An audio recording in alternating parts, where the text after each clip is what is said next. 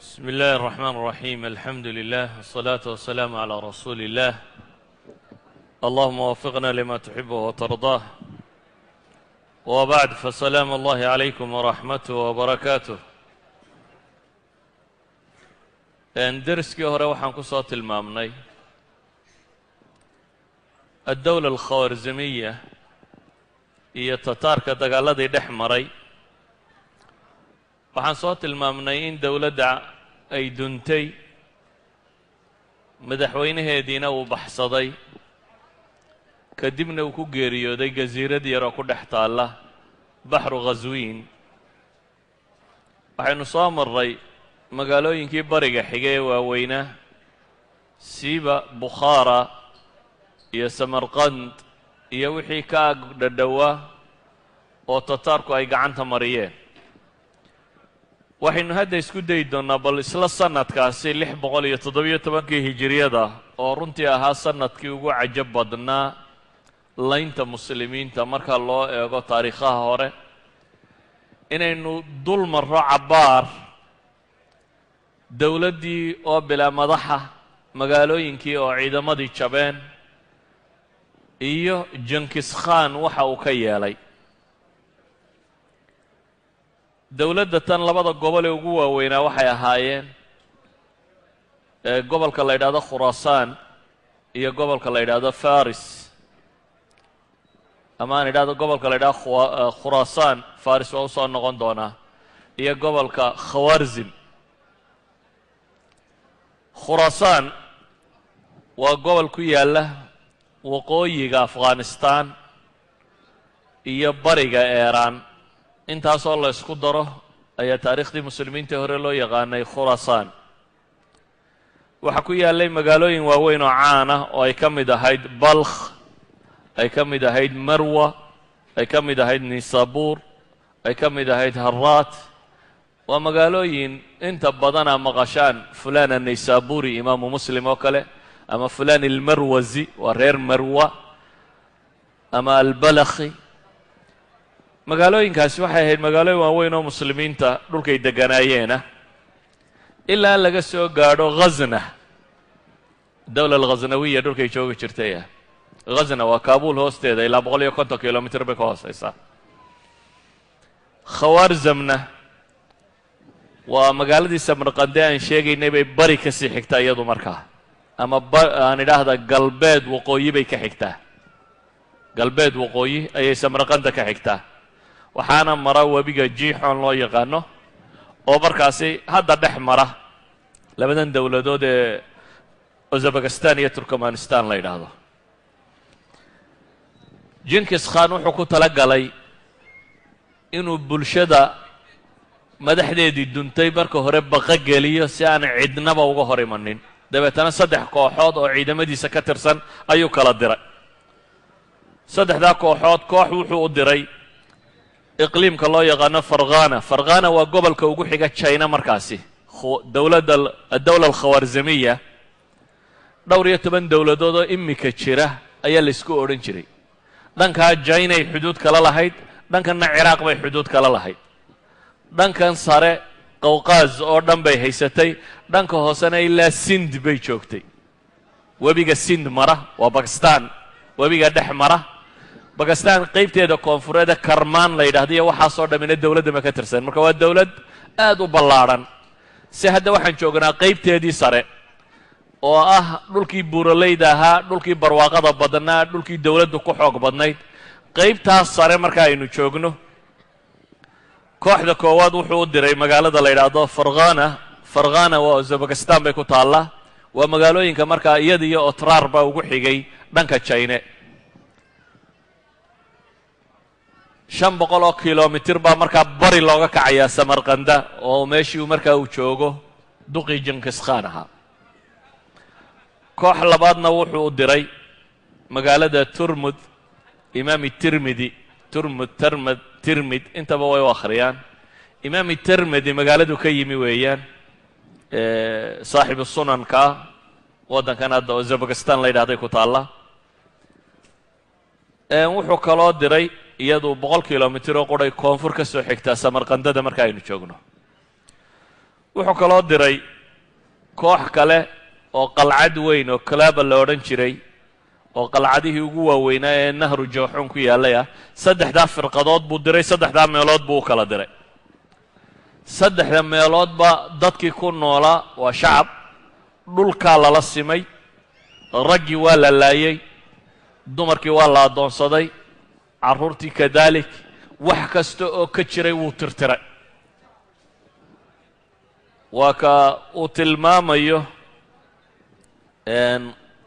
ruwaat taariikh nin ka midaba wuxuu leeyahy waxay yidhaahdeen buu yidhi ina atataara laa yartawuuna ila biاddimaa walaa yascaduuna ila biاlkharaabi waاtadmiir wainahum laa yuhzamuun bay yidhaahdeen tataarku kuma haraad beelaan dhiigga mooyaane waa dhig yacbo waxay kaloo ku sifaynayeen liibaanta iyo farxadda iyo badhaadhaha iyo sareedada iyo barwaaqada waxay gaadhaan marka uu ummad la halaagee la tirtiro yacni waa joogkooda waa cayaartooda iyo faraxooda iyo rayrayntooda iyo sareedada iyo barwaaqadooda waxay helayaan marka ay dad tirtiraan ka saddexaad waxay idhahdeen waa ciidan aan la jebin maxaad u malaynaysaa shacab risaalada la gaadhsiinaya ay noocaa tahay dowladdeedii sarena ay duntay jinkisaan iyo ciidamadiisii markaa waxay soo galeen markay saddexdaa magaalo soo baabi'iyeen ee dadkii la wada baqogeliyey ayaa waxaa loo soo kacay afghanistaan waqooyigeeda waa dhulkan taajiku degaan waxaa la soo qabtay magaalada la yidhahdo balkh markay yimaadeen waxaan hore loo arag bay sameeyeen laakiin dambay ka lahaayeen reer balkh way u soo baxeen waxay ka dalbadeen ammaan magaalada inay nabadgelyo ku soo galaan dadkana ay nabadgelyo siiyaan lana ogol yahay inay dowladda tataarku meesha soo gasho ammaankii buu siiyey dabeetana wuu dhaafa wuxuu tegay magaalo kale oo waqooyiga afghanistaan ku taalla oo taalaqaan la yidhaahdo taalaqaan iyada markii uu tegey waa dhul qalcado waaweyn leh xusuun tiro badan leh dabeetana way isdifaaceen dhowr bilood buu go'doomin ku hayay dhowr bilood kadib waa la jabsaday wixii rag sheegan jiray wuu gumaaday dumarkii iyo carruurtiina farsamadiisiibuu ku isticmaalay wuu soo dhaafay wuxuu yimi magaalo loo yaqaano marwe markii uu soo galay waa magaalo weyn marwe oo turkmanistan ku taalla balkht aynu markaa sheegayna uu cahdiga siiyey 450 kilomitir ayay galbeed ka xigtaa magaaladaasuu soo galay magaaladan markii uu ku soo socday reer balkh buu soo maray qoladii uu ammaanka siiyey wuxuu yidhi idinka ammaan baan idin siiyey laakiin bishart way la dagaalgelaysaan waynu wada duulaynaa mar waynu ku wada duulaynaa marka ammaankiinu saasuu ku sugmaya dadkii waa iska baqeen waa aqbaleen axad alkutaab raghib asirjani baa wuxuu leeyahy reer balakh mar kastoo muslimka la jebinayo ma sidan bay u dhaqmi jireen balakh waa meesha iminkana maxaa la yidhaahdaa laba meelood oo casrigan aynu nool lahay gaalada caawiyey ayaa ahaa taariikhdii tataarkana labadii kooxood ee caawiyey qola waa kurdida waqooyiga ciraaq degta tataarka way soo caawiyeen dagaalkii baqdaad iyo dhulka lagu qabsanayana way ka soo qayb galeen waynu iman doonaa qolana waa waqooyiga afghanistan qolada joogta labada qole hadda maraykanka soo caawiyey ayaa tataarka markaana caawiyey waxaa la yidhaahdaa reer balakh waxay raaceen tataarkii dagaalkay la galeen ciidan ballaadhan oo uu hogaaminayo jenkiskhan wiil uu dhalay ayaa marwo soo qabtay reer marwi iyagu waxay go'aansadeen inaanay isdhiibin dirirna inay galaan dadkoodii bay mobilays gareeyeen 200,000 dad gaadhaya oo ciidan ay ka dhigeen bay dabadda ugu soo saareen ninkan aan dabadda isku haleelaa la yidhi dabadda muddo laysdilay dagaalkii cabbaar buu socday muslimiintii waa sabreen tataarkiina waa u sabreen waa la isgumaaday akhiiran waa la jebiyey qoladii muslimiinta ahayd waayo nafsiyaadka dadka muslimiinta waxaaba ku jira dee tataarka waa jeysh alaxmarkii ay odhan jireen laysma hortaago laysma hortaagin waa jabeen waqca rahiiba baa dhacay muslimiintii 200,000 ahaa intoodii ugu badnayd waa la laayay baaqigiina maxaabisnimaa loo qabsaday in yar mooyaane kadibna magaaladii marwo lo odhan jiray ayaa la go'doomiyey xisaar lagu sameeyey 4 maalmood markay go'doon ahayd ayuu ina jinkis khaan waraaq u qoray ninkii qaa'idka magaalada ka ahaa wuxuu leeyahay niyow wixii dhacay dhace hadda aan nabadgelyo kala saxeexanno waxaan idin siinayaa magaaladiina tan ammaan bishart ammaanka aan ku siinayo waxaan rabaa inaynu kala saxeexanno aad soo baxdo aynu wada hadalno ninkii magaalada madaxda ka ahaa arrinkii wuu aqbalay mar haddii magaalada laga guurayo caynkana ammaan la bixinayo dagaalkiina wuu ku qadhaadh yahay wuu soo baxay waa u yimi markii uu yimi ina jinkis khaan wuxuu faray in sida boqorrada loo soo dhoweeyo waxaa la sameeyey soo dhoweyn weyn xaflad baa loo sameeyey ninkii madaxda ahaabaa meesha yimi waa la ixtiraamay waa la maamuusay kadibna wuxuu yidhi waxa aan rabaa heshiiska aynu wada gelayno in dadkaagii waaweynaana kaala qayb galaan isla markaana dee dawlad weyn baanu hadda nahay oo dhulkii ka talinaysee inaannu dadkii magaalada ama duqayda ahaa ama dawladda saraakiisheedii sare ama waxa kan wixii noo shaqayn karee dee shaqo qaban karana inaannu dooranno heshiiskaa wada gallo ayaan doonaynaa marka adiga waa ku soo dhoweynay noqo duqaydii iyo waayeelkii magaalada noo keen dib uu laabtay wuxuu u yeedhay dadkii madaxda ahaa dadkii isaga ka agdhadhowaa dadkii waayo wuxuu u ballan qaaday inuu dhul siin doono inuu maamulka ka qayb gelin doono inay dad laysfahmo noqon doonaan ninkii magaalada madaxda ka ahaa marwe dib buu dadkii ugu laabtay wuxuu keenay wixii magac iyo maamuus ku lahaa magaalada markii uu dadkii soo ururiyey oo soo dhoweyntii loo sameeyey ay meesha yimaadeen ina jinkis khaan wuxuu amar ku bixiyey dhammaantood in la xidho dhammaantood xadhiggaa loo jiiday dabeetana wuxuu yidhi 2 su'aalood oo qudhaan idinka rabaa magaalada wixii maalqabeena liiskooda qora wixii farsamo yaqaan ee techniciana xirfadyahan ee sanaaciinana liiskooda ay sameeya waxaa loo qoray magaalada wixii dad waxhaysta deganaa ee maalqabeen ahaa waxaa kaloo loo qoray magaalada wixii joogay farsamo yaqaan intaasi markay dhacday magaalada madaxdeediina la hayo askarteediina hore loo soo laayay wuxuu yidhi magaalada ha laga soo baxo dadkao dhan ha loo yeedho dadkao dhan baa la ysugu yeedhay markii ummadoo dhan la ysugu yeedhay buu kursi dahaba meel loo dhigay waa ina jinkis khaan halkiibuu fuulay awaamirtaan soo rogayaa buu yidhi hadda amarka koowaad wax allaaliya wixii madaxa shacabka hortiisa ha lagu bireeya buu yidhi wixii madax ahaayoo dhan dhegtaa dhiigga loo daray waa la gowracay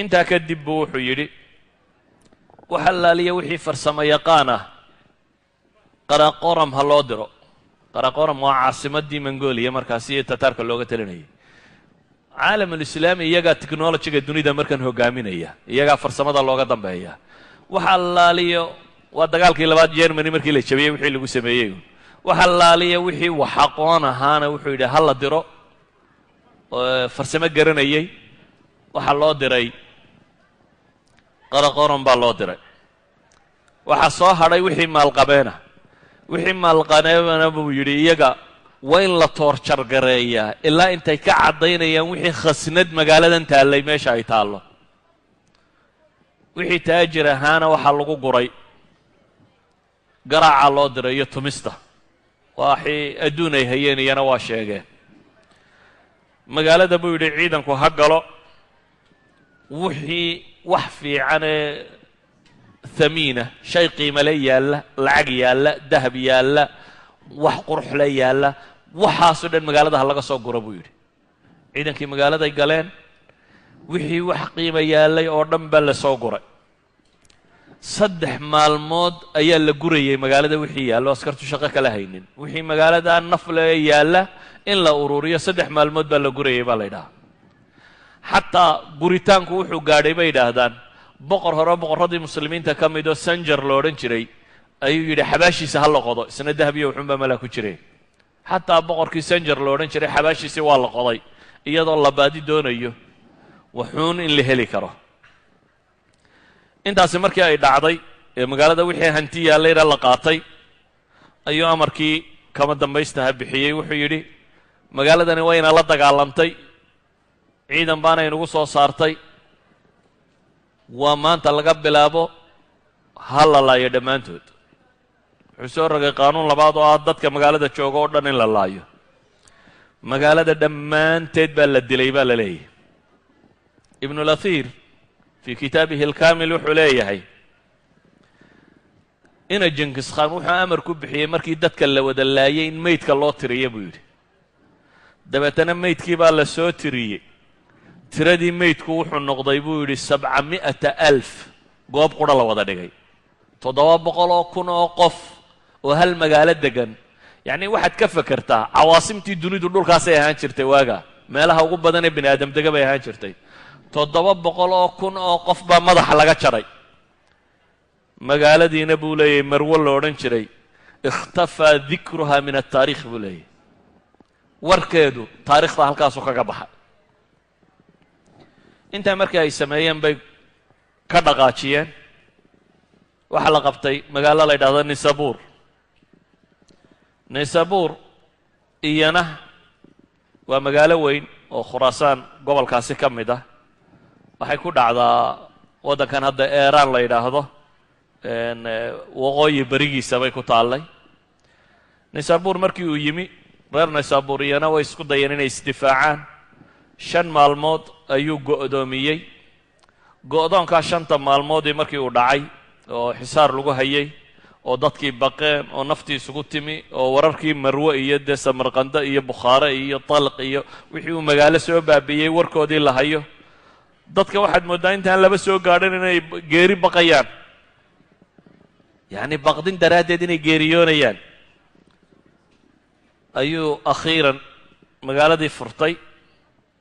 dabeetana wuxuu yidhi magaalada dadka ku jira oo dhan dabadda ha loo soo saaro, meel saxaaraha la isugu soo saaro.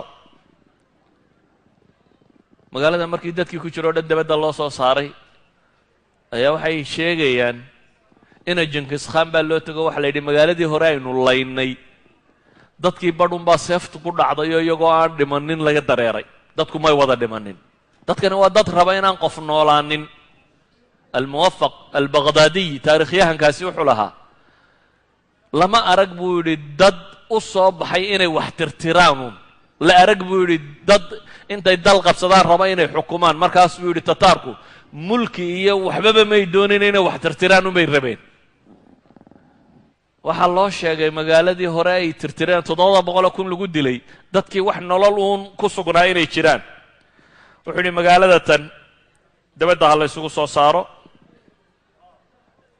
kadibna wuxuu amar ku bixiyey magaaladan si aan u hubiyo dadkeedu inay dhinteen, dilku waxa weeyaan buu yidhi qof kasta waa in madaxa la gooyaa. qaar kasta madaxa iyo inta kale waa inay kala baxdaa. dadka madaxa ha laga wada jaro si loo xaqiijiyo qofku inuu dhintay. culamaa'i taariikh waxay yidhaahdaan magaalada tanna bil istithnaa iyadaan waxba laga reebin ayaa raggoodii madaxa laga jaray. wixii dumar ahaana la kaxaystay. 15 maalmood baana magaalada baadhitaan lagu waday oo dahab iyo lacag iyo xoola laga raadcaynayay. nisaburna waxay ka tageen baa la yidhaahdaa atharan bacda cayn, raad iyadoo ah meeshii magaalada ahaan jirtay iyana saasaa lagaga tegey. haraat magaalo la yidhaahdu soo galay haddana afghanistan waqooyigeeda ku taalla.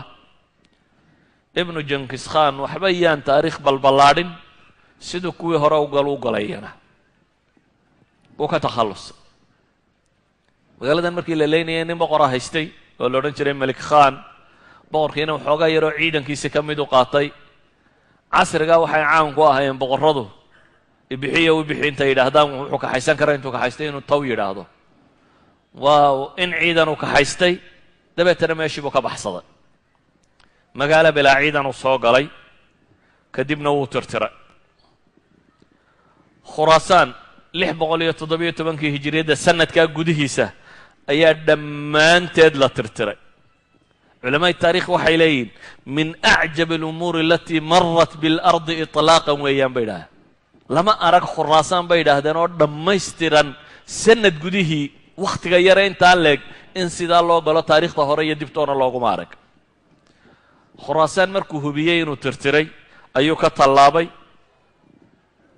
gobolkii boqortooyadu ay deganayd khawaarzam alkhawaarzami buu ahaa boqortooyadii iyo dowladda oo dhammi gobolkaas dowladda laga xukumi jiray ayuu u weecday. gobolka kani wuxuu u dhexeeyaa uzbekistan iyo turkmanistan, labadaa dal dhexdooda buu ku yaallaa. waxaa mara webiga jixon la yidhaahdo. khawaarzam waa magaalo hani ah xagga dhaqaalaha, istraatiiji ah oo meel khatara ku taalla, population aada u tiro badani degan yahay. boqortooyadii waddankan maamuli jirtay dhulka dadkoodii degan yahay ah. kadib maadaama ay taliskii meeshu ay ahaan jirtay ah, jenkis khan wuxuu u diray ciidamadiisii ugu tiro badnaa. khawaarzam wuxuu kaga xisaabtamayaa maadaama dad badanina degan yahay dagaallo xooggan inay la kulmaan. ficlan way isku dayeen gobolkan dadkii degi jiray iyo magaalada tan inay isdifaacaan. 5 bilood ayay qaadatay inuu xisaar ku hayo go'doomin. 5 bilood wuu furan kari waayey. ciidankii tataarka waa u suurto geli weyday inuu dabeetana waa la soo kordhiyey. ciidankii tataarka mar labaad ayaa la tiro badiyey.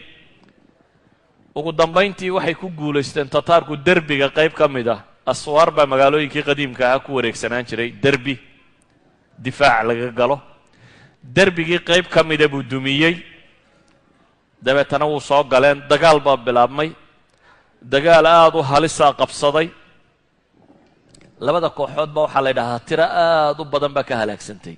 yacni dad aada u tiro badan waa la ysku madhay. markuu arkay jenkis khan ciidamadiisa inuu khatar ku jiro ayuu haddana madad kale u soo diray. ciidan saddexaad baa yimi oo tataarka ah, laakiin magaaladan yare miskiinta iyada cidi uma maqna. waayo muslimku qolo waliba tuula gaara baa naftu kaga baxday. wixii isku xidhi jirayna waa tii la waayey ee uu boqorkii baxsaday. magaaladii waxay isku daydo inay dagaal ku jirtaba, akhiiran waa la jebiyey. dabeetana dadkii wax dhuunta, wax godgala, wax baxsada, waxba sibay yeeleen. baadhitaankaaba inugu tiro badanaya bay yidhaahdeen maxaynu samaynaa. magaaladan wuxuu go'aamiyey.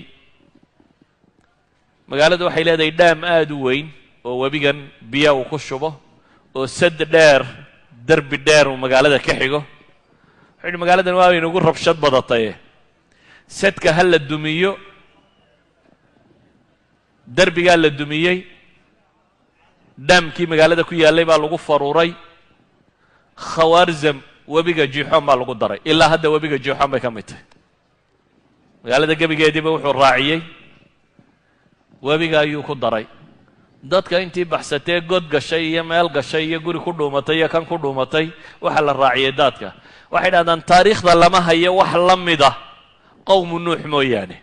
qowmu nuux sidii alla u qarqiyo badda ugu daray ayaa magaalada tan iyo dadkii joogay dhammaantood badda lagu daray.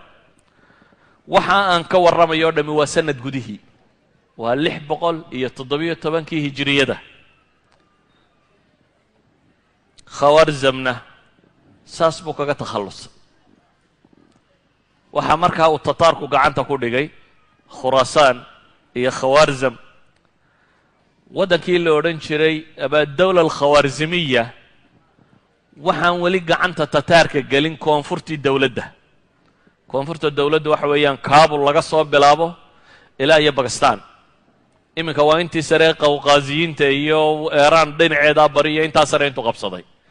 waxaan weli gacanta dowladda tataarka gelin markaa dowladdii khawaarzimiyiinta la odhan jiray koonfurteedii. koonfurteeda waxaa haystaa boqorka inankiisii jalaaluddiin nin la yidhaahdo inamadiisii roonroona ka mid ah ayaa madax ka ah. haatan wuxuu noqday azaciimi sharci lidawla, madaxda qudha ee dee la ictiraafsan yahay waddankii uu leeyahay. wuxuu isku dayey inuu ciidamo urursado. dhulka intan markaa laysugu soo baxee laysu imanaya waa dhul adag. waa dhulka afghanistan loo yaqaano maanta. waa dhul buuraleeya. waa dhul aan farduhu si fudud u gelin. waa dhul aan taariikhda hore dadka degan loo jibin jirin, waa dhul dadka degaa yihiin dad dagaalyahana, waa dhul dadka degaa dad xamaasa iimaaniya leh oo wax iska dhiciya, waa dhul dadka degaa inta badan aanay aqoonin gumaysiga waxa loo yaqaano. saa daraaddeed ciidan buu urursaday uu samaysanayo uu samaysanayo jalaaladiin ibnu moxamed ibnu khwarzam shah uu rabo inuu iskaga difaaco tataarkii. markii uu ciidankaasi urursaday waxa uu madaxa magaalo la yidhahdo ghazna 150 kilomitir bay koonfur kaabul ka xigtaa. halkaasuu degan yahay oo madax uu ka dhigtay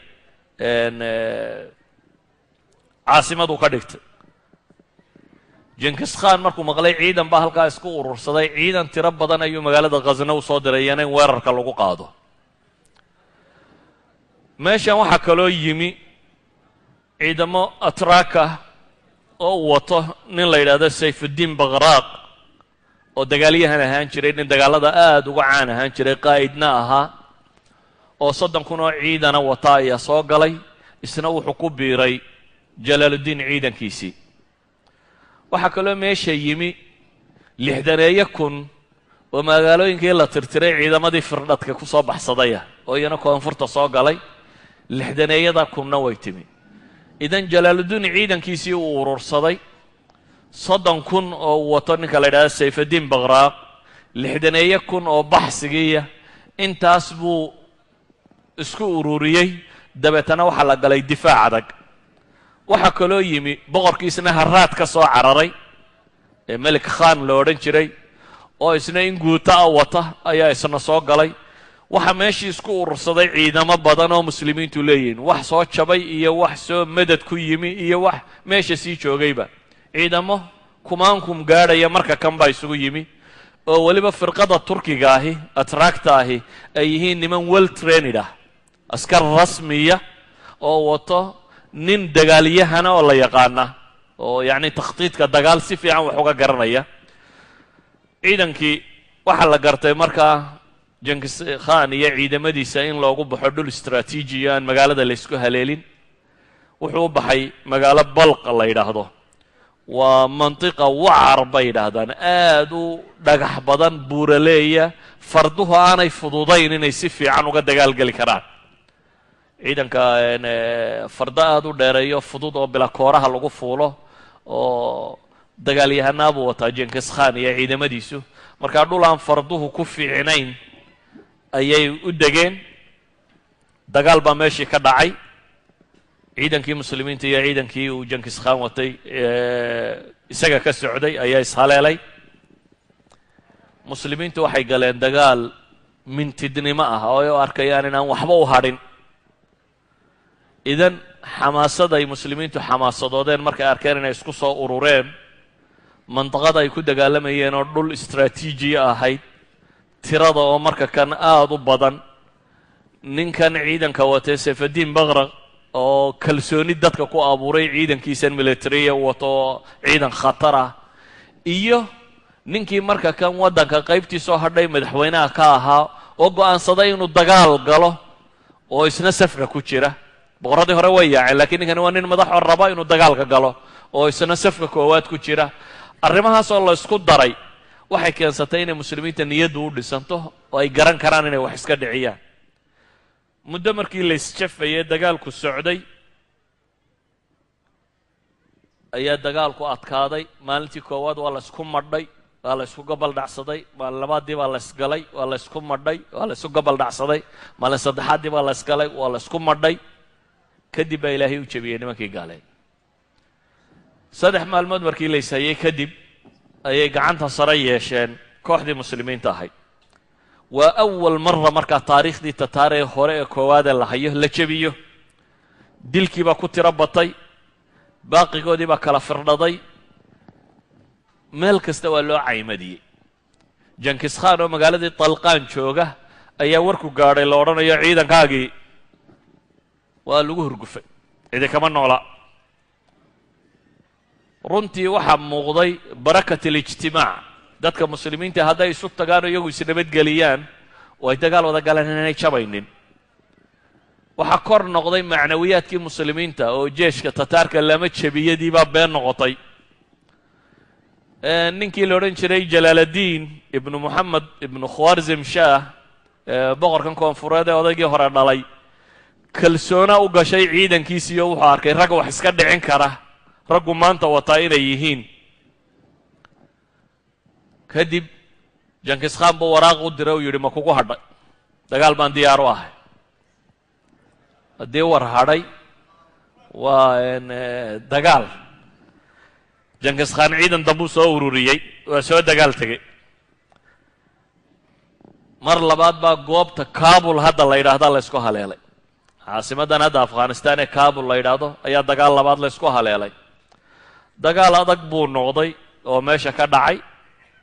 muddo markii la ishayeyna dagaal ka xoog badan bay yidhaahdaan kii khazna balq agteeda meesha yareeda ka dhacay dagaal ka xoog badan buu noqday kan afghanistan caasimadeedii ka dhacee kabul. mar labaad waa ku cabbeen nimankii tataarka ahaa, waana ka xoog badiyeen. waxay noqotay tataarkii in mar dambe la jebiyo. laakiin mushkilad cusub baa soo ifbaxday. waxaa soo baxay tataarkii waxaa laga helay khaniima hayru caadiya. waayo wixii dhul muslim lahaay o dhan dee waa kuwii soo guray. bukhaara, samraqand, naysaabuur, marwa, haraat, balq, wixii magaaloba jirtay talqaan waa kuwii soo gurtay. ciidamadani waxay ku raraayeen xoolo aad u tiro badan leh. markii la jebiyeyna waxaa laga qabsaday xoolo aad u tiro badan leh. ciidankii jalaaladiin uu watay xoolihii baa la ysku qabtay. sayfadiin bakraq iyo ciidankiisi waxay yidhaahdeen dee dagaalka waanu ka qayb gallay, si fiicanna waa u dagaalanay, xoolaha barhkaygaana la siiyo. melik khaankii haraad ka soo cararay isna dagaalkan ka qayb galay, isna wuxuu yidhi xoolaha barhkaygaa la siiyo. muslimiinta dhexdoodii waaba la murmurmay, murankiibaa adkaaday, dagaal baaba dhacay, dhexdoodii baaba la iska dilay. sayfadiin bakraq nimay walaaliyiin oo ciidamada raggii hogaaminayay baa kow lagaga siiyey. muslimiintii waxbaa ku kala dhintay. markay halkaa marayso ayuu sayfadiin ciidankiisii 30 kun ahee dagaalyahankii u watay ayuu kaxaystay, goobtiina uu iskaga tegey. waxaa soo baxday fikraddii ah in dadku ciidanka hunguriga isku dilo. tuu nebi moxamed laa calayhi salaatu wasalaam fawallahi ma alfaqra akhshaa calaykum. ilaahay baan ku dhaartay buu nebigu leeyay, faqri idinka biqi maayo, waxaanse idinka baqaa waa xoolo, inaa xoolo heshaan oo aad dabeetana ku loolantaan siday kuwii hore ugu loolaameen, oo dabeetana ku halaagsantaan siday kuwii hore ugu halaagsameen buu nebigu yidhi calayhi salaatu wasalaam. xoolihii la ysku qabtay. waxaan is leeyahay yurub maanta way islaami lahayd haddaan muslimiinta xoola isku qaban. dagaalkii ugu dambeeyey muslimka lagu jebiyo ee ghazawaadkii muslimiinta ee Spain ka soo kacay, France gudaheeda Lyon dacalkeeda laga jebiyey, balaat shuhadaa, sababtiisu maxay ahayd? iyagoo ku cabbay gaaladii oo ka xoog badiyey oo garoonka haysta ayuunbaa qayla yeedhay odhanaysa khariimooyin ay siteen oo ay gaalo hore ka soo furteen oo xagga dambe taallay. gaaladii xagga dambe ka wareegto khariimadii baa la gurtay. ciidankiiba intuu ka baxay safkii koowaad ee dagaalka ku jiray buu dib u noqday, ilaa iyaga akhirkii la tirtiray. haniimay ku jabeen. balaat shuhadaa, faransiiska gudihiisa muslimiinta jabkoodii koowaad ee dib loo celiyaaba haniimu ku jabay. cabdiraxmaan ninkii la odhan jiray ciidanku hogaaminayay, kan haniimay ku jabeen. haniimadii baa la ysku qabtay. waxaa dhacay sayfadiin ciidankiisii inuu iskala baxay. jalaaladiin wuxuu isku dayey inuu qanciyo, in badan buu ka daba tegey, in badan buu isticdaafsaday, in badan buu bariyey. laakiin ninkan walaalkii la dilay waaba u qurqursami weyday waxaniba. anna madad baan idinku imiyo inaan wax idinka dhiciyo, idinna walaalkay baa disheen unbuu isa soo taago, wax kaleba waa mari waayeen. wuu iska tegey isaga iyo ciidankiisii. markuu ka baxay ciidankii niyad jab baa ku soo kordhay. iyagii oo isqabqabsaday, dagaal dhexdoodii ka dhacay, muslimiintii oo badh noqotay. may dhicin labadii guulood ee waaweynaaye muslimiintu gaadheen inay midhahooda goostaan ama istithmaar inay ku sameeyaan. Jenkins Khan marka kan ciidankiisii ayuu soo urursaday, isagii baa soo duulay. awal wuxuu soo dirayay abnaa'uhu baa ciidamadan hogaaminayay.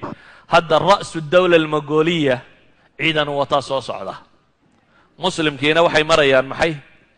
inay iyagiis hayaan. macrakadii ugu adkaydna way ku soo socotaa. safkii muslimiinta khalkhal baa galay. jalaaluddiin wuxuu go'aansaday inaanu sida tan dagaal ku gelin. ciidankiisii buu kaxaystay, wuu guuraysnaa. Jenkins Khanna waa ka soo daba guuray, waa la isdaba galay. arrintii aabbihii ku dhacday oo kala dhacday marka. jalaaluddiin waa sii guuraa, Jenkins Khanna waa ka daba guuraa. laba ciidan oo isdaba socda. kaabul baa la iskala yimi, ghazna la isla soo dhaafay. jalaaluddiin Jenkins Khanna magaalooyinka kuma weecdo, ciidanka guuray unbuu ka daba guuraa. ninkanna ciidankiisii waa soo waday. sidii la isula soo socday afghanistan waa la iskala dhammaaday. bakistan baa la isla soo galay. bakistan baa la iskala soo dhammaaday. sind baa la isla tegey. nahru sind, webigan bakistan mara ee sind mara ayuu yimi jalaaluddiin iyo ciidankiisii wata. doonyaba wuu waayey. dani kuteh rag inay ishaleeshaan. mar haddii doonye la waayo meel u gudba aanay jirin, Jenkins Khanna wakhti iskama lumin. tuulana ma furan, cidna ma boobin, cid kalena ma laynin. ciidankan buu ku daba jiraa. Jenkins Khanna waa jalaaluddiin meel buu la hadlay, ciidamuu dirtay, doonyaa loo doonay. doonyaha intii loogu maqnaa ayuu Jenkins Khanna soo gaadhay. waxay noqotay in la isgalo. haatan dani waa dagaal ku tehe, waa la isu jilib dhiga. maalintii koowaad baa la isgalay, waa la isku madhay. maalin labaadii baa la isgalay, waa la isgumaaday. maalin saddexaadii baa la isgalay, waa la isxasuuqay. lama kala tegin. dagaalkii wuu adkaaday. halkaa markay marayso oo muslimiintiina dad badani ka dhintay, gaaladiina dad badani ka dhintay, muslimiinta raggii wax hogaaminayay malik khaankii shalay ay isku hayeen xoolaha doonaya xoolaha, halkan buu ku dhintay. ma calfan. xoolihii lagu kala tegey waxba lagama cunin. malik khaan halkaas buu ku baxay. maalin afraadii dagaalku wuxuu noqday labadii ciidanba in dhimashadu ku badatay oo la kala yaro gurto oo ballaysu nasto nin waliba wixiisii uu dib isku dayo inuu isu habeeyo. hudnada wakhtigii lagu jiro oo labadii ciidan kala yaro daaleen oo guul degdega ninna gaadhi kari waayey, oo nin walba dhegta dhiigga loo daray, oo nin waliba jaraaxaadkiisii iyo wixiisii uu hagaajisanayo, intii taa lagu jiray ayaa doonyihii yimaadeen.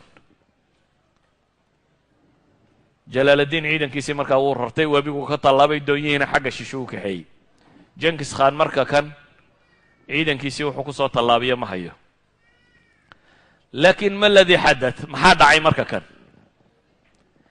awal dawla alkhawaarzimiya koonfurteeda ninkan iyo ciidamadiisaa joogo, muslimiintii xagga hoose joogtay way badbaadiyeen. muslimiintii xagga sare jirtay iyaga waa inagii ka soo warrannay warkoodii. haatan muslimiintii xagga hoose jirtay ciidamadoodii webiga sand bay ka tallaabeen. waxaa isku soo hadhay Jenkins Khan iyo ciidankiisii iyo maatadii muslimiinta iyo magaalooyinkii muslimiinta iyo wixii aan ciidan ku dambaynin. Jenkins Khan marka dib buu soo noqday. markuu dib u soo noqdayna wuxuu bilaabay magaaladii koowaad ee lagu jabiyey inuu qabto ghaznuu yimi. ghazna wuxuu la simay dhulka. wixii dad joogay waa gumaaday. wixii daar ku taallay waa dumiyey. wax walba waa baabi'iyey. ibnulahir raxmatullaahi calayhi markuu tacliiqinaya wuxuu leeyahay, wuxuu ka tegey buu yidhi khaawiyatun calaa curuushiha kaan lam tagna bilams. weedhaasuu isticmaalaya. magaaladaa wuxuu ka baxay Jenkins Khan iyadoo dunsan, cidna ku noolayn, meel la degayba aan u ekayn. hore ayuu uga socday. meel dhexaba markuu marayo jalaaluddiin ciyaalkiisa iyo reerkiisa iyo guurayuu hela waa qabtay iyana waa bireeyey boqorkan sind ka tallaabay nahru sind aabbihiiba dee waa tii la qabtay hooyadii iyo ciyaalkiisii beriguu baxsaday kana markuu baxsaday waxaa la qabtay intuu dhalayna dhegtaa dhiigga loo daray iyana waa la bireeyey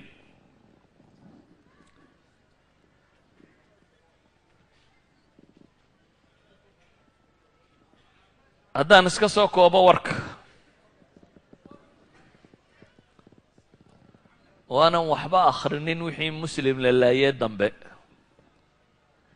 jenkis khan afghanistan oo dhan buu qabsaday afghanistan waa dhulka ugu istaraatiijisan caalamulislaami bay ka mid tahy waa dhul bay yidhaahdaan koreeya buuraleeya ninka qabsadaa jayna uu ku duuli karo indiya uu ku duuli karo ciraaq iyo xagga uu ku duuli karo qawqaas uu ku duuli karo waa eshiya halka laga xukumo bay yidhaahdaan eshiya halkaad ka xukunto haddaad afghanistan qabsato rushiya waa duuli jina waa duuli indiya waa duuli ciraaq iyo iran waa duuli dhan kasta waad u duuli kartaa bay dhahaan wuxuu isku hubsaday inuu qabsado meesha afghanistan la yidhaahdo waddanka kani wuxuu ku caan ahaa dad degan oo dagaalyahana oo caynkana laakiin ciidamadoodii labada goor jabiyey iyana warkoodii waan soo mar jenkis khan hadda gacantiisa waxa ku jira waddankii la odhan jiray mongolia china kuriya manimar waxaa barigaas oo dhan soo tiri nebal wixii xaggaa lagu sheegi jiro o dhan soo tiri uu soo wada qabsaday kadibna turkmanistan afghanistan iran inteeda bari inta ugu badan leh azerbaijan armeniya georgiya intaa hal san uu ku qabta taarikhyahanadu nin meel duulo waa la arko qabsadaa laakiin waddan intaa leeg taariikhda wax hal sano ku qabta ma soo marin horena looma hayo dibna looma hayo intuu dilay taariikhda ma soo marin lama hayo magaalooyinka intuu ku dilay qof wax intuu magaalo qabto intaa ku dila dadku laayay hal sano bini aadam intaasoo dada dila lama hayo walaa second world war dagaal labaadee duniyeed iyo ku ka horreeya hal sannadood intuu qof ku dilay 617 hijriyada lama hayo sidaa ogeed buu ibnu alathir wuxuu odhanayaa waqad jaraa lihaa'ulaa'i tatar maa lam yusmac bimilihi min qadiimi الzamani waxadiiثih fahadihi طaa'ifaة takhruj min xuduud الsiin wla tanqadي calayhim sanة xatى yasila bacduhm ilى bilaadi armeniya wayujaawiruuna alciraaq min naxyati hamadan watallahi la ashuk أن من يجيء بعدنا إذا بعد العهد ويرى هذه الحادثة مسطورة فإنه سينكرها ويستبعدها ابن الأثير wuxuu leeyahay qolada tan waxa uu dhacay buu yidhi waxaan bini aadam hore loogu arag taariikhda horena lagu maqalta dambana lagu arag buu leeyahy lama arag buu yidhi koox yaroo intay jayna ka soo baxdo hal sano gudaheed ilaa armeniya ku qabsata baxril aswad iyo agaarkeeda armeniya ka gaadha ilaa iyo ciraaq inta ka dhexla qabsada lama arag buu yidhi kama shakisni buu yidhi waxaanaan qorayo qofka akhriya aan wakhtiga joogina dabadeed yimaada inuu odhan doono buu yidhi war waxani waa khuraafaad kamaan shakisni buu leeyahy anigu se waan taaganoo waan qoraya kuwa dambe se inaanay rumaysan doonin anigu kama shakisni buu tilmaamaya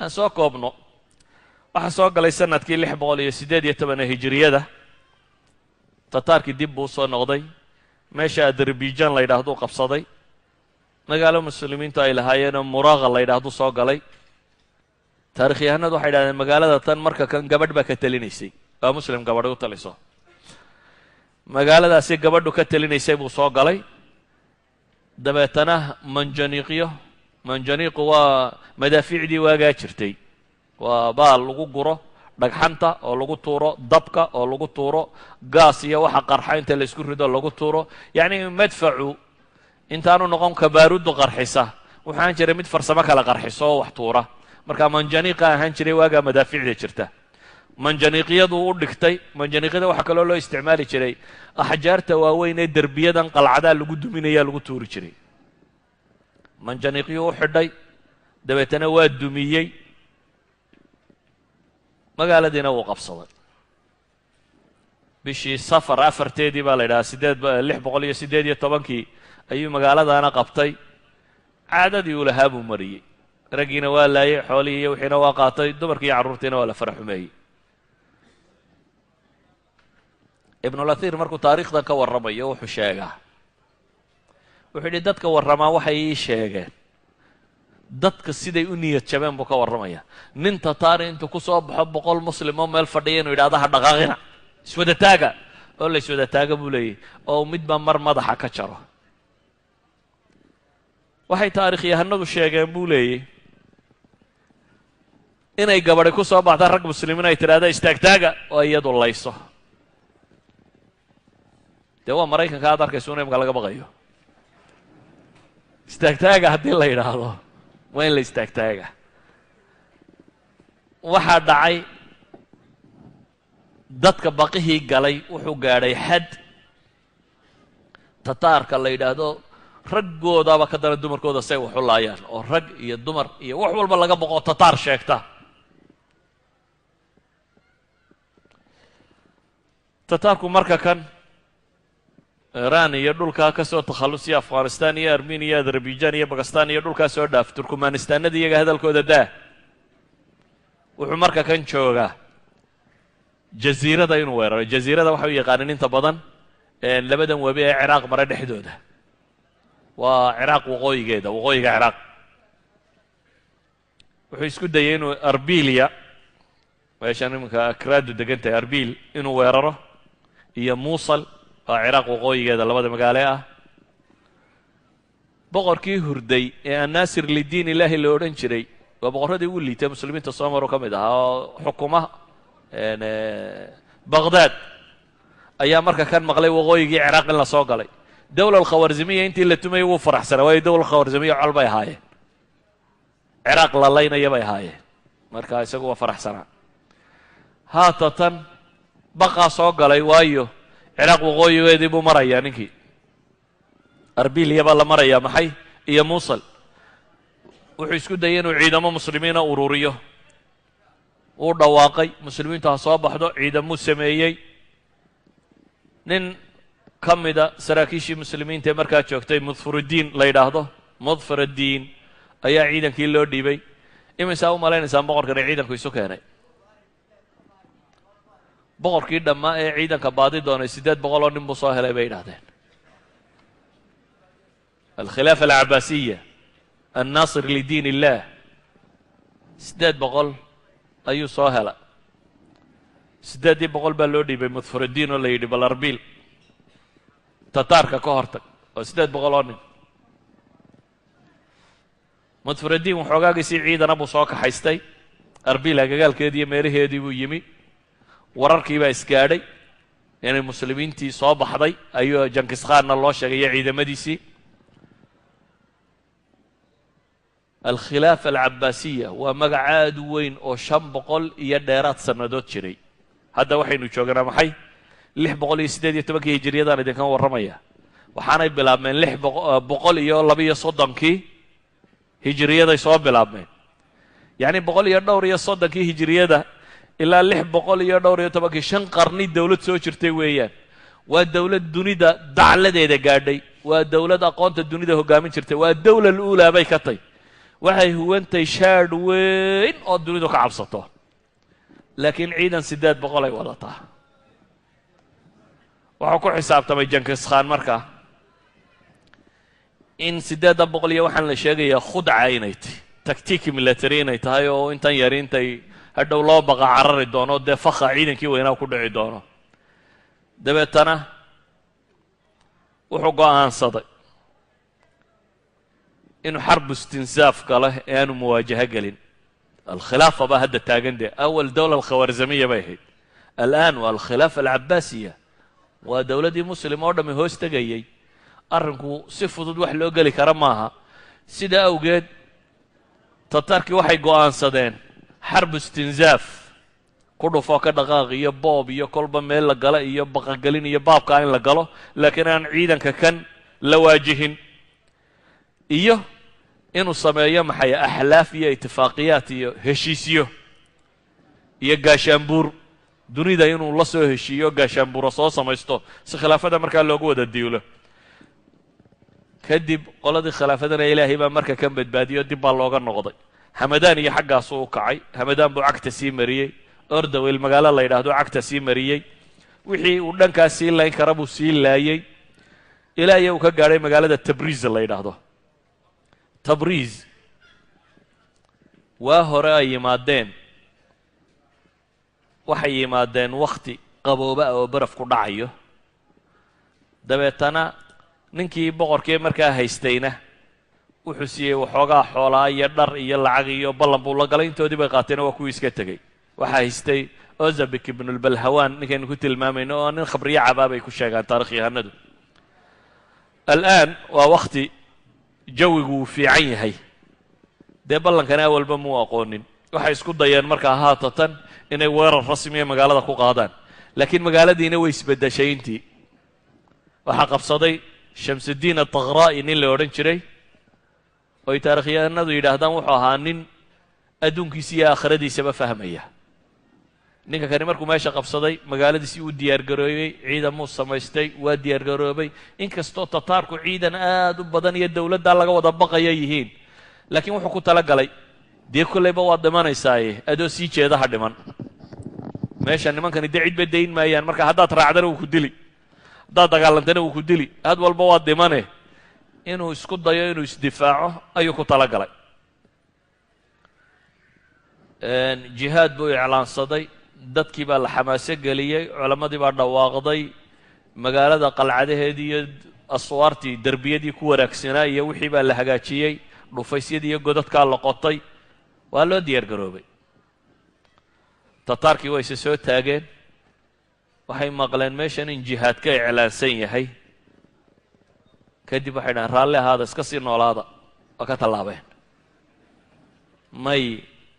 may u jeesanin waxay u kaceen magaalo kale oo ka mid ah magaalooyinkaasi meeshan ku yaallay belqan la yidhaahdo waa iiraan magaalo ku taalla iyana ramadaan 618 bay soo galeen iyadana cagtay mariyeen ibnulahir wuxuu leeyahy kanuu yashuquuna buطuuna alxubaala wayaqtuluuna alajinna wa kanuu yartakibuuna alfaaxisha maca الnisa ثuma yaqtuluunahum wuxuu tilmaamayaa magaaladan markay qabteen ilmaha uurka ku jira xataa way dileen buu leeyahy tabriiz oo jihaatamaysa markay arkeena soo dhaafeen tan yar baa la yskaga cadha burburay ilmaha uurka ku jira xataa waa dileen buu yidhi kuwa uur kale uurkay ka soo rideen ajinnada waa laayeen dumarka raggooda hortooda ay ku fara xumeeyeen kadibna waa laayeen xoolihii waa boobeen farsamadii ay yaqaaneen waa soo socdeen ganje magaalo la yidhaahday yimaadeen reer ganje laakiin iyagu sidii reer tabriis bay isdiyaariyeen jihaadkay ku tala galeen tataarkii waxay maqleen halkana jihaad baa ka iclaansan sii nabad ahaaday yidhahdeen xagga kale ka dhaafeen waa ka tallaabeen wuxuu tegey markaa xagga sare ayay u kaceen waddannadan ruushiya dhulkan muslimiinta iminka weli gumaysto dakhistaan bay galeen cagtay mariyeen shiishaan bay galeen cagtay mariyeen ruushiyay bilaabeen inay dagaalka ku sii qaadaan webigan foolgal la yidhaahdo iyo agagaarkiisa oo atraactu marka ay degi jirtay galeen foolgayana cagta mariyeen dadkii degganaa sanadkaa ku xigay 619kii waxay gacanta ku dhigeen sanadkaasi markuu soo galay oo tataarku marka kan ay gacantooda ku jira dowla alkhawaarzimiya dhammaantood kazakhstan kirgistan tajikistan uzbekistan turkmanistan bakistan oo laga reebo gobolka yare karmaan la yidhaahdo afghanistan iiraan oo laga reebo xuduudda yar ee galbeed oo ay taifa alismaaciiliya degantay azerbaijan armeniya georgiya iyo ruushiya galbeedkeeda intaasay marayaan intaasay hadda gacanta ku hayaan 620 markay taariikhdu maraysay si ay u fahamtaan muslimiintani maxay u daateen. raghib asarjani fi kitaabi 4 xaadiثuu sheegaya uu leeyahay 4tan haddaa ila fahamtaan dadkani waxay u burburayeen waa garanaysaan buu yidhi. xaadiثada koowaad wuxuu leeyahay tataarku raashiyay galeen, dagaaladii raashiya ay ku wadeen markay meel dhexe marayaan daa'ifo bulgaariyiin la yidhaahdo, maaha bulgaarkan waa bulgaariyiin raashiyana, markay halkaa marayeen ayay qabaa'ilka bulgaariyiintu soo jebiyeen tataarkii. markay soo jebiyeen jab aad u fool xunnaa ku dhacay, waa baxru khaswiin galbeedkeeda baa la yidhaahdaa. dabeetana jabkaasi wuxuu la soo dhaafay in shiishaan iyo dagestaan iyo adarabijaan iyo waxaasoo dhammi gacantooda ay ka soo baxaan. nimankii tataarka la odhan jiray raashiya qayb ka mida baa jab xooggan u geysatay. wuxuu keenay markaa dhulkii ay qabsadeen iyo wixii oo dhammi inay burburaan oo xooggii tataarku uu gilgilmo. laakiin muslimiintu marka kan maxay sameeyeen? markii qolo kale u soo jebisay iyagu maxay yeeleen? kow waxay dhahdaan armeniya muslimiintii boqorradii joogi jiray boqor ka mid ah ayaa ciidan diyaariyey, duulimaad isagu wuxuu ku qaaday bay yidhaahdeen kurjigu waa georgia. doctor raghib wuxuu leeyahy waxaan ku macnayn karaa waxa kani alxawal asiyaasi buu yidhi. xawalku waxa weeyaan dadkan indhuhu xanuunku uu ku dhacee markaa indhuhu ay iska soo hor jeestaan, yacni xagga siyaasadda buu leeyahy waxbaba arki maayaan. waayo muslim qaybtiisii galbeed oo dhan bari oo dhan tataar baa haysta, dowladdii tataarkana qayb ka midaa la soo jebiyey, way jilicsan tahay. halkuu tataarka kaga duuli lahaa ayuu qolo kristan oo kaleoo meel iska joogto waddan kale oo weliba iyaguna tataarka dhibtiisa dhadhamiyo uu tataarku ay hore georgia horey u galeen oo mushkiladu qabsatay, halkuu ama kuwan xilfi wadaag uu iska ilaalinaya la geli lahaa, ama at least heshiisuu iskala geli lahaa, iyaga dhaafi lahaa, uu focuska saari lahaa dowladda weyn ay ishayaan, ayuu intuu tataarka ka jeestu meel kale isku taagay. dagaallo badan oo caalamulislaam ka socdaa noocaasay u egyihin. waxa muhimkaaba arki maayo, wax yaroo kalunbaaba u muuqda, meel yaroo kalunbay dadkani ku wareersan yihiin oo dagaalkoodi iyo qorigoodi iyo waxoodo dhan usoo jira. waa xawal siyaasiya, waa dadka oo aan bislaanin, aragtidooda siyaasiga aanay bislayn, aan kala garanaynin maxaa see loo kala horraysiiyaa. qofka khabiirka ahi ahdaaftiisu waa inay taabuur ku jirtaa, waa inay kala dambeeyaan. hadafkaaga ugu dambeeya ka ugu horreeya haddaad kala garan weydo waa mushkilad.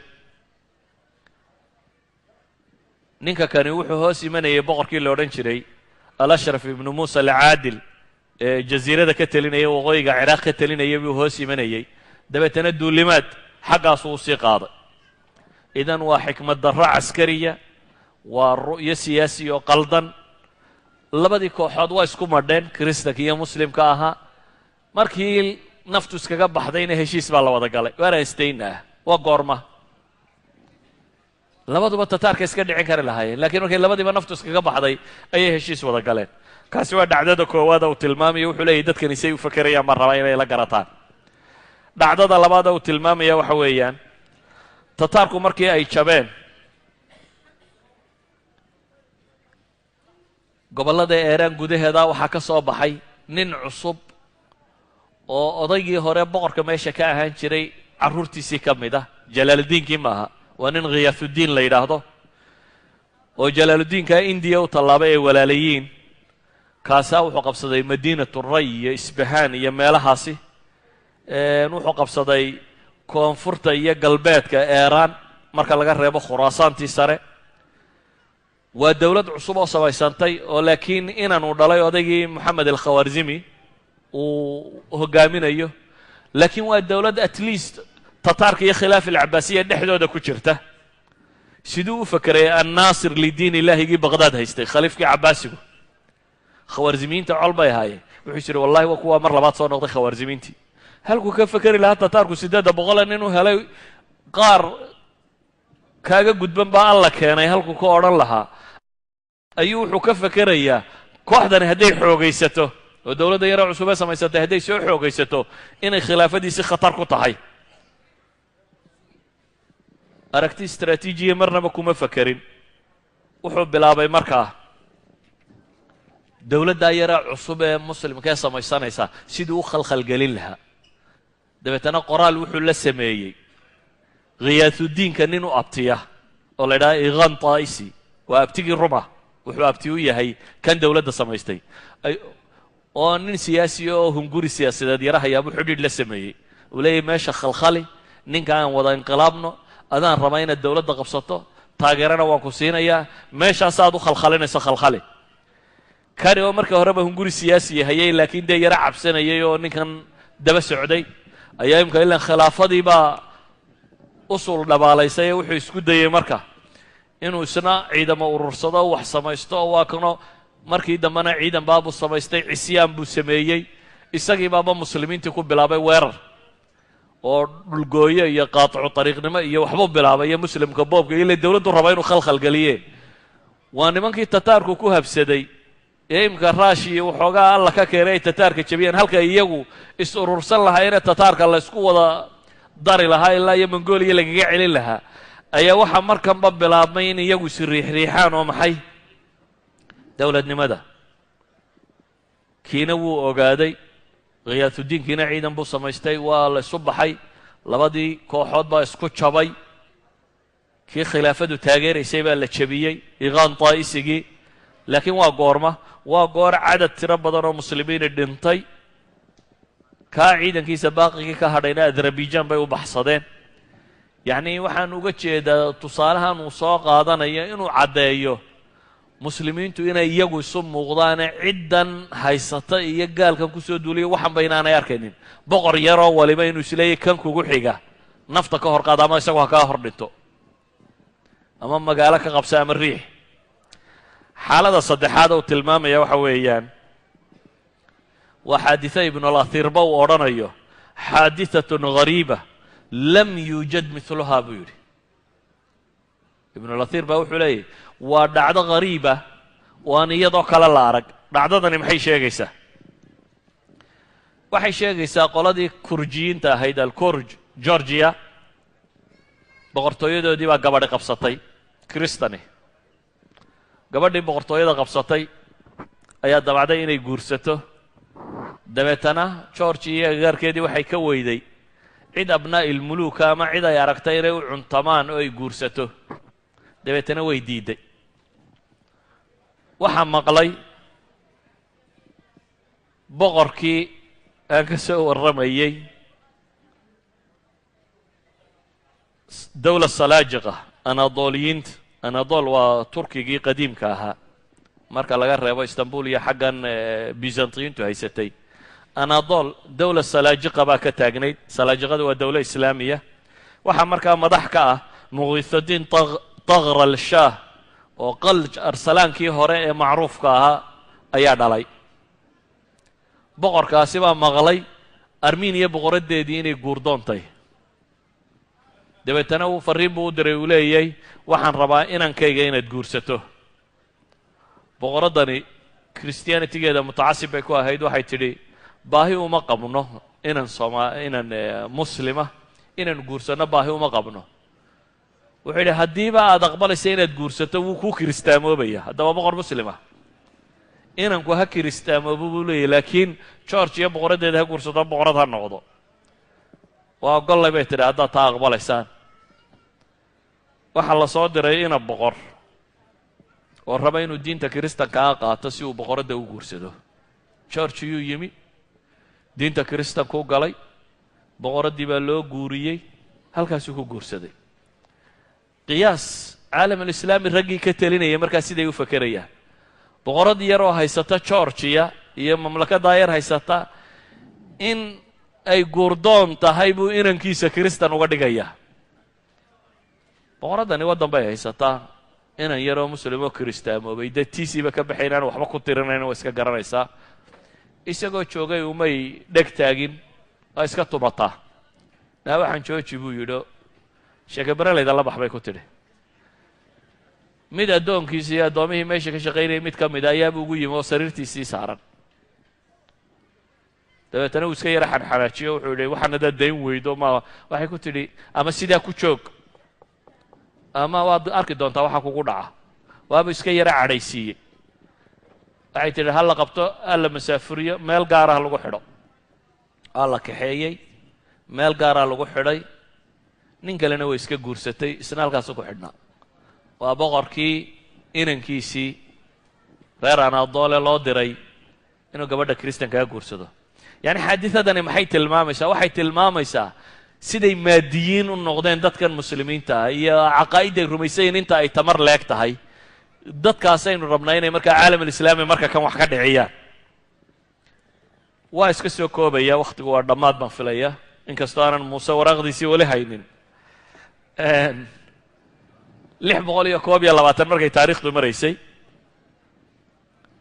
waxaa dib u bilaabmay khiyaatuddiin ninkii la odhan jiray aynu ka soo warrannay ee dowladda yare cusub aasaasay mandaqada faris la yidhaahdo inteeda badan buu qabsaday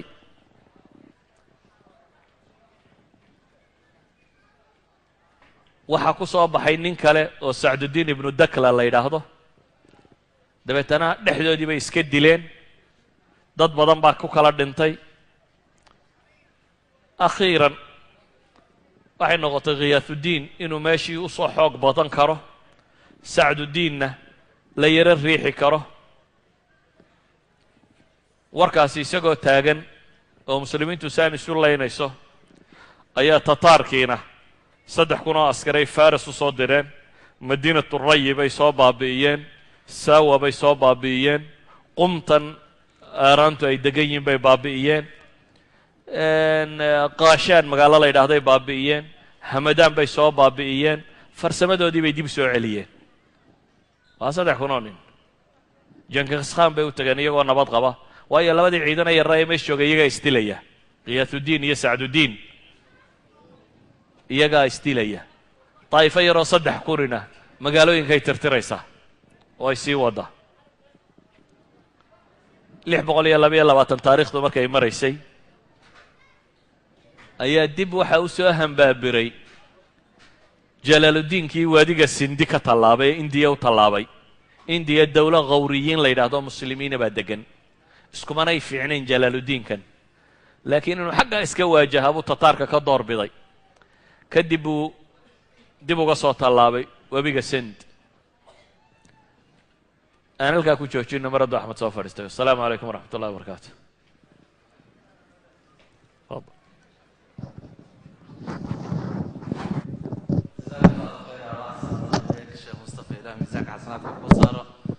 waqtigoona cirina awadeed waa ka xunnahay raalna aado mawduucii muxaadarada saddexaad iyo mawduucan tataarka maanta intaan noo joogta insha allah walaalaha waxaan ogeysiinaya